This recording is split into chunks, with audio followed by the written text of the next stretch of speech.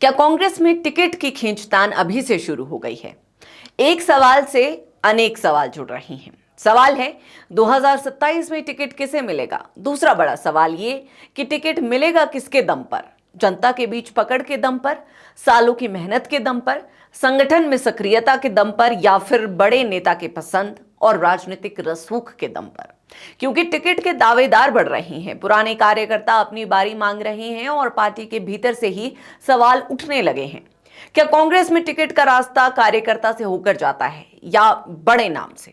और सबसे बड़ा सवाल, अगर टिकट पहले से तय है तो फिर हर बार मंथन क्यों? और अगर फैसला जनाधार पर होना है तो पुराने दावेदारों की बेचैनी क्यों? टिकट बटेगा तो कितने चेहरे नाराज होंगे, कितने दावेदार बगावत पर उतरेंगे, और क्या टिकट की एक गलती कांग्रेस की चुनावी बाजी बिगाड़ सकती है? ये तमाम वो सवाल है जिनकी चिंगारी सोलन से उठी है।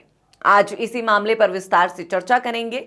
नमस्कार, मैं सुनैना कश्यप और आप देख रही हैं खबर हाट हिमाचल। दरअसल मसला ये है कि हिमाचल में टिकट की जंग अभी से गर्म होती दिखाई दे रही है और चिंगारी भड़की है स्वास्थ्य मंत्री कर्नल धनीराम शांडिल की विधानसभा सीट सोलन से। सवाल सिर्फ इतना नहीं है कि अगली बार कांग्रेस सोलन विधानसभा सीट से किसे मैदान में उतारेगी।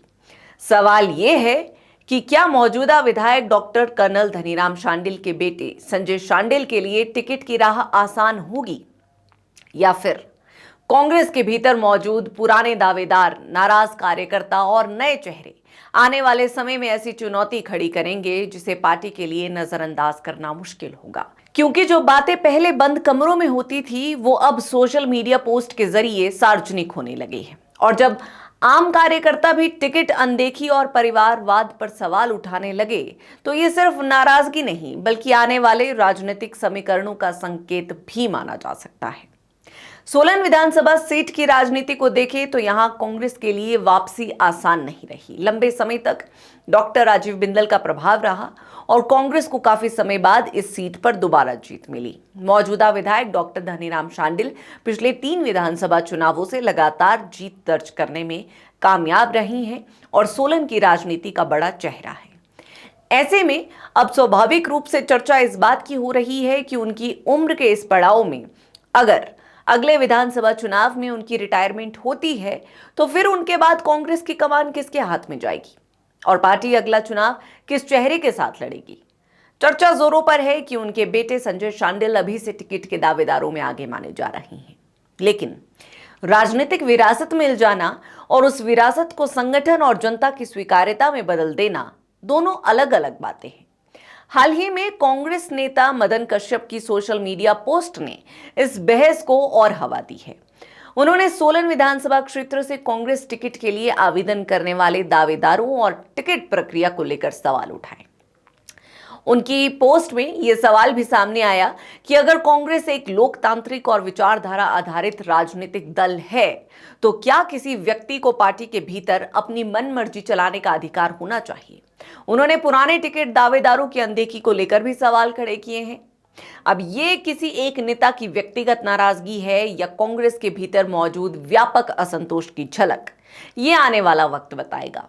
लेकिन इतना जरूर है कि सवाल अब सार्वजनिक हो चुका है और राजनीति में सार्वजनिक सवालों को लंबे समय तक नजरअंदाज करना आसान नहीं होता, क्योंकि किसी राजनीतिक दल में विरोध की शुरुआत अक्सर बहुत छोटी होती है। पहले एक व्यक्ति बोलता है और फिर अगर सहमति बने तो सब एक सुर में आ जाते हैं। उसके बाद वही मुद्दा कार्यकर्ताओं के बीच चर्चा का विषय बनता है और अगर पार्टी ने समय रहते उसे नहीं संभाला तो धीरे धीरे वो एक राजनीतिक समीकरण में बदल सकता है। सोलन में अभी यही सवाल है कि क्या आज उठ रही आवाज आने वाले समय में बड़ा विरोध बनेगी। क्या टिकट के पुराने दावेदार एक साझा मुद्दे पर एक साथ आएंगे और क्या संजय शांडिल के नाम की चर्चा शुरू होते ही पार्टी के भीतर बाकी दावेदार अपने राजनीतिक विकल्प तलाशना शुरू करेंगे। संजय शांडिल के सामने चुनौती सिर्फ ये नहीं है कि उन्हें टिकट मिलेगा या नहीं, असली चुनौती ये होगी कि अगर उन्हें टिकट मिलता भी है तो क्या वो पार्टी के सभी धड़ों और पुराने कार्यकर्ताओं को अपने साथ ला पाएंगे। क्योंकि किसी बड़े नेता का बेटा होना राजनीतिक पहचान जरूर देता है, लेकिन चुनावी राजनीति में केवल पहचान के भरोसे मुकाबला नहीं जीता जाता। संगठन के कार्यकर्ता, स्थानीय नेता, बूथ स्तर तक की टीम और जनता के साथ व्यक्तिगत जुड़ाव भी उतना ही जरूरी होता है। अगर पार्टी के किसी हिस्से में ये भावना बनने लगी कि टिकट पहले से तय है और बाकी दावेदार सिर्फ औपचारिकता के लिए मैदान में हैं, तो यही धारणा संजय शांडिल के लिए सबसे बड़ी राजनीतिक चुनौती बन सकती है। और यहां कांग्रेस के सामने भी दोहरी मुश्किल है। अगर पार्टी संजय शांडिल को आगे बढ़ाती है तो जाहिर है कि परिवारवाद का मुद्दा फिर गूंजेगा। सवाल उठेगा कि क्या एक नेता के बाद उसी परिवार की अगली पीढ़ी को राजनीतिक अवसर देना कांग्रेस की रीत है। दूसरी तरफ अगर पार्टी किसी दूसरे चेहरे को मौका देती है तो शांडिल समर्थकों और उनके राजनीतिक प्रभाव को संभालना भी चुनौती होगी। यानी कांग्रेस के सामने सवाल सिर्फ उम्मीदवार चुनने का नहीं, बल्कि ऐसा उम्मीदवार चुनने का है जिसके बाद पार्टी संगठन में टूट या नाराजगी की स्थिति पैदा ना हो। अब यहां सबसे बड़ा सवाल यह है कि क्या कांग्रेस की टिकट राजनीति में परिवारवाद वास्तव में इतना बड़ा मुद्दा है? किसी नेता का बेटा या बेटी राजनीति में आए, इसका मतलब ये नहीं कि वो अपने आप अयोग्य हो गया। लोकतंत्र में अंतिम कसौटी जनता का समर्थन, संगठन में स्वीकार्यता और चुनाव जीतने की क्षमता होनी चाहिए। लेकिन समस्या तब पैदा होती है जब पार्टी के भीतर मौजूद बाकी कार्यकर्ताओं को ये महसूस होने लगे कि उन्हें मेहनत के बावजूद अवसर नहीं मिलेगा और किसी राजनीतिक परिवार से जुड़े व्यक्ति को प्राथमिकता पहले से तय है। यही भावना किसी भी संगठन के लिए नुकसानदायक हो सकती है। तो क्या कांग्रेस टिकट के लिए एक ऐसी प्रक्रिया बनाएगी जिसमें हर दावेदार को यह भरोसा हो कि उसकी मेहनत, उसका जनाधार और उसका संगठनात्मक योगदान देखा जा रहा है? और यहीं से सोलन का सवाल पूरे हिमाचल तक पहुंचता है। क्या यही हाल कांग्रेस की दूसरी विधानसभा सीटों पर भी है? क्या वहां भी पुराने टिकट दावेदार अपनी बारी का इंतजार कर रही हैं? क्या कई जगहों पर ऐसे नेता मौजूद हैं जिन्होंने सालों तक पार्टी के लिए काम किया, लेकिन उन्हें लगता है कि टिकट की दौड़ में राजनीतिक कनेक्शन या किसी बड़े नेता की पसंद उनके ऊपर भारी पड़ सकती है? क्या कहीं नए चेहरे पार्टी नेतृत्व से मौका मांग रहे हैं और कहीं पुराने नेता और अपने राजनीतिक प्रभाव को बचाने में जुटे हैं? अगर ऐसी स्थिति सिर्फ सोलन में नहीं बल्कि कई विधानसभा क्षेत्रों में है तो 2027 से पहले कांग्रेस के सामने एक बड़ी चुनौती खड़ी हो सकती है।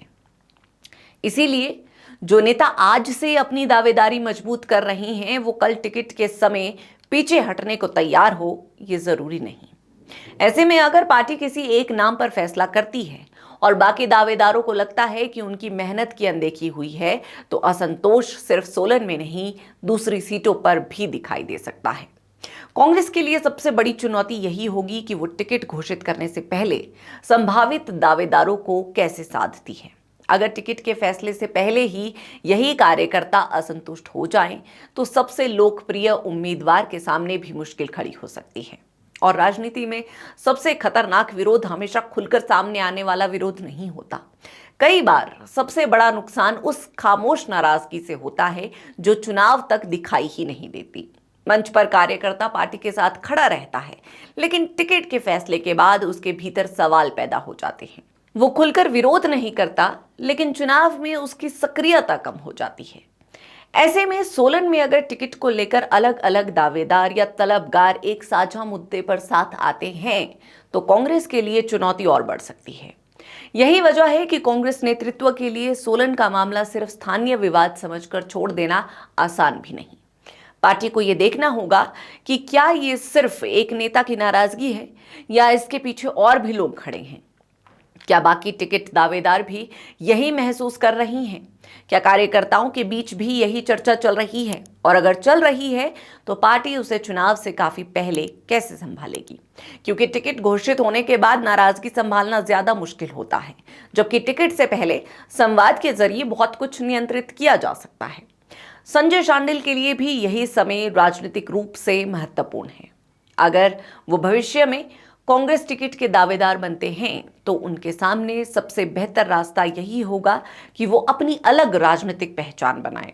सिर्फ पिता की विरासत पर निर्भर रहने के बजाय संगठन के पुराने कार्यकर्ताओं से संवाद करें, नए कार्यकर्ताओं को साथ जोड़े और जनता के बीच अपनी व्यक्तिगत स्वीकार्यता मजबूत करें। अगर वो ये साबित कर पाए कि उनकी राजनीति सिर्फ परिवार की वजह से नहीं बल्कि उनकी अपनी मेहनत और जनसंपर्क के कारण भी मजबूत है, तो परिवारवाद का आरोप उतना प्रभावी नहीं रहेगा। लेकिन अगर राजनीतिक संदेश ये गया कि पिता के बाद बेटे का टिकट लगभग तय है और बाकी दावेदार सिर्फ औपचारिकता के लिए मैदान में है, तो कांग्रेस के भीतर असंतोष बढ़ना स्वाभाविक है। यही कारण है कि संजय शांडिल की राजनीतिक राह में सबसे बड़ी चुनौती विपक्ष से पहले अपनी ही पार्टी के भीतर स्वीकार्यता की हो सकती है। सोलन इस समय इसी बड़े सवाल का छोटा लेकिन महत्वपूर्ण उदाहरण बनता दिखाई दे रहा है। यहां अभी टिकट तय नहीं हुआ है, चुनाव की घोषणा नहीं हुई है और कोई आधिकारिक फैसला सामने नहीं आया है, लेकिन राजनीतिक बहस शुरू हो चुकी है। टिकट के दावेदारों की बेचैनी सामने आ रही है, कार्यकर्ताओं की आवाज सोशल मीडिया तक पहुंच रही है और शांडिल परिवार की अगली पीढ़ी को लेकर चर्चा तेज हो रही है। यानी चुनावी मैदान अभी तैयार नहीं हुआ, लेकिन टिकट की सियासी जमीन जरूर तैयार होने लगी है। खैर, सोलन में टिकट की राजनीति ने दस्तक दे दी है। संजय शांडिल की राह अभी खुली भी नहीं है और सवाल पहले ही खड़े हो गए हैं। पुराने दावेदार अपनी जगह तलाश रहे हैं, कार्यकर्ता अपनी आवाज उठा रहे हैं और कांग्रेस नेतृत्व के सामने सबसे बड़ा सवाल है वो परिवार की राजनीतिक विरासत और संगठन की उम्मीदों के बीच संतुलन कैसे बनाएगा। वैसे मदन कश्यप की इस पोस्ट में टिकट के लिए आवेदन का जिक्र हुआ तो याद आया कि कांग्रेस ने इस आवेदन के लिए बाकायदा फीस भी रखी थी। बावजूद इसके टिकट की सौगात उन्हीं को मिली जिनकी चर्चाएं दिल्ली में हो रही थी। अब जिसकी चलती उसकी क्या गलती। लेकिन अगर फैसला पहले से ही तय था तो क्या आवेदन प्रक्रिया सिर्फ रस्म अदायगी थी? खैर, ये सवाल बड़े जरूरी हैं, लेकिन फिलहाल तो कुल मिलाकर तस्वीर ये है कि संजय शांडिल के लिए खतरे की घंटी अभी से बजती नजर आ रही है। टिकट का फैसला भले ही अभी दूर हो, लेकिन विरोध के सुर अभी से उठने लगे हैं। यानी सियासी मैदान तैयार होने से पहले ही संजय की राह में कांटे दिखाई देने लगे हैं। इसीलिए अब देखना होगा कि संजय शांडिल को टिकट मिलेगा या नहीं, और अगर टिकट मिला तो क्या कांग्रेस का हर कार्यकर्ता उनके साथ खड़ा होगा। बहरहाल, आज की इस पूरी चर्चा में इतना ही। इस पर आपकी क्या राय है, हमें कमेंट सेक्शन में जरूर बताएं।